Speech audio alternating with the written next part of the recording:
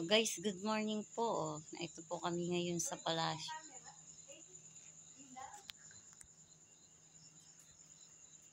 Huwag na. Malulubat na ako, Bessie. Ang ganda po niya talaga.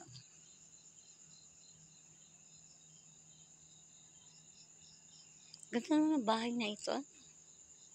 Meron pa po siyang ganito. Yan, may pailaw pa po yung ganda naman. Tapos meron pa siyang bangko. Ganda. Ayun pa ho yung isa. Yayamanin.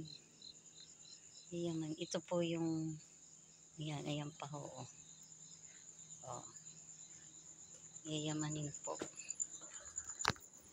Ito po tayo.